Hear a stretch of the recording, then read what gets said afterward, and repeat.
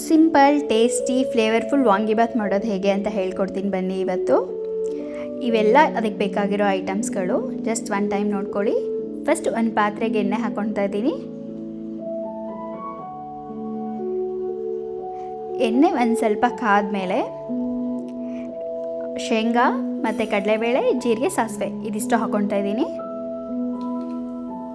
ಅದು ಒಂದು ಸ್ವಲ್ಪ ಫ್ರೈ ಆದಮೇಲೆ ನೋಡಿ ಈ ರೀತಿ ಕಲರ್ ಚೇಂಜ್ ಆಗಬೇಕು. ಆದಮೇಲೆ ಒಂದು ಈರುಳ್ಳಿ ಹಾಕ್ಕೊಳ್ತಾ ಇದ್ದೀನಿ.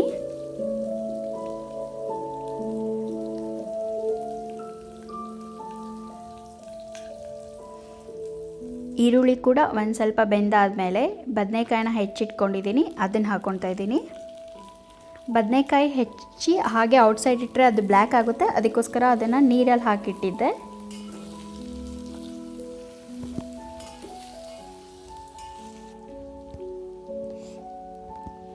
ಆಮೇಲೆ ಬಟಾಣಿ, ಬೇಯಿಸಿರೋ ಬಟಾಣಿ ಹಾಕ್ತಾಯಿದ್ದೀನಿ.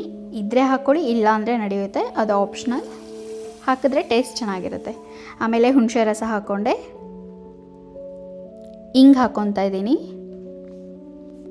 ಸ್ವಲ್ಪ ಬೆಲ್ಲ, ಖಾರದ ಪುಡಿ, ಉಪ್ಪು ಇದಿಷ್ಟು ಹಾಕ್ಕೊಳ್ಳಿ.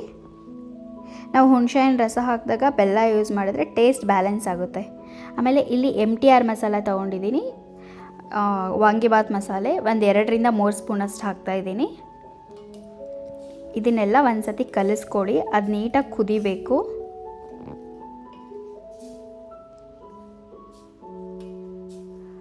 ಒಂದು 3 to 4 ಮಿನಿಟ್ಸ್ ಕುದ್ರೆ ಎಣ್ಣೆ ಎಲ್ಲ ಮೇಲೆ ಬರುತ್ತೆ, ಆವಾಗ ಗೊತ್ತಾಗುತ್ತೆ ಅದು ಕುದ್ದಿದೆ ಅಂತ ಹೇಳಿ. ಆಮೇಲೆ ಲಾಸ್ಟಲ್ಲಿ ಕೊತ್ತಂಬರಿ ಸೊಪ್ಪು ಹಾಕ್ಕೊಂಡ್ರೆ ವಾಂಗಿಬಾತ್ ಗೊಜ್ಜು ರೆಡಿಯಾಗುತ್ತೆ. ಈಗ ಮಾಡಿಟ್ಟಿರೋ ರೈಸ್ನ ಅದ್ರ ಜೊತೆ ಕಲಿಸ್ಕೊಂಡ್ರೆ vangibath ready. Daily sambar bore ಆಗಿದ್ದರೆ ಇದನ್ನು ಈ ರೀತಿ ಮಾಡ್ಕೊಂಡು ತಿನ್ಬೋದು. ಇದನ್ನು ಲಂಚ್ ಬಾಕ್ಸ್ ಕೂಡ ಚೆನ್ನಾಗಿರುತ್ತೆ.